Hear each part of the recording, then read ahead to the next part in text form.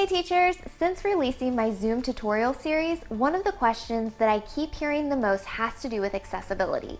So in today's video, I'm going to show you how to use closed captions with your Zoom classrooms.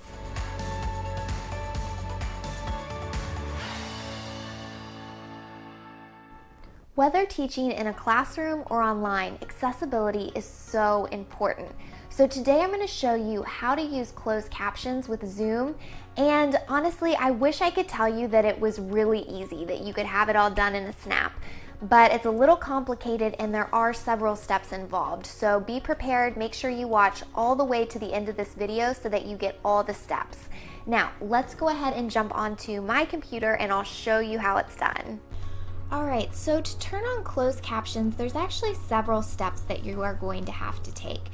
The first step is making sure that you have that feature turned on inside of your account. So what you're going to do is you need to log into your account through the website, okay? So you can see I am logged into my account through the website. Then in the left-hand panel, I've already done this, but you're going to click on Account Management, and then you're going to click on Account Settings, and that's where I'm at right now. Now the next thing you want to do is over here you're going to click on In Meeting Advanced, and it's going to take you down to this section, and here you'll see Closed Captioning. Allow host to type closed captions or assign a participant or third-party device to add closed captions. So all you're going to do is you're going to toggle this and make sure it is on. So that is the first step. So I have enabled this feature on my account.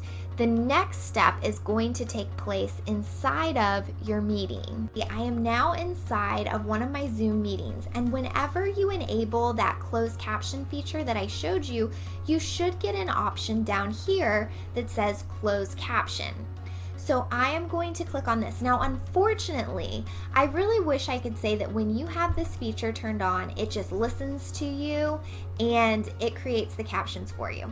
That is not the case. What you have to do is assign a participant to type. So right now it says I will type. I don't know about you guys, but I am not capable of typing and teaching at the same time.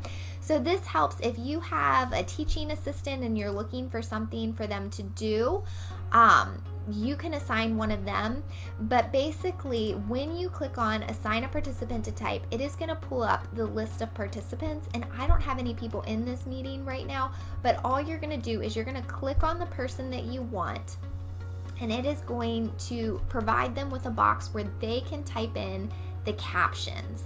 Click on closed captions, you will see that it will allow you to use third parties. So this is something that you can purchase and then install with your Zoom account, and it will annotate the captions for you. But once again, that's something else that you're going to have to research and purchase yourself, and when you do, this is where you'll go to connect that.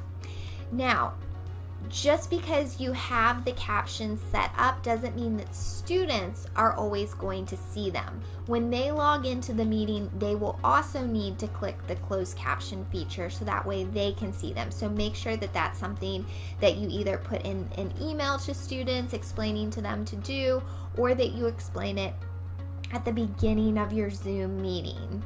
What do you think of the closed caption feature in Zoom? Leave a comment below and let me know, and then don't forget to like this video and subscribe to my channel because I've got lots of Zoom and distance learning videos coming soon, and I don't want you to miss any of them.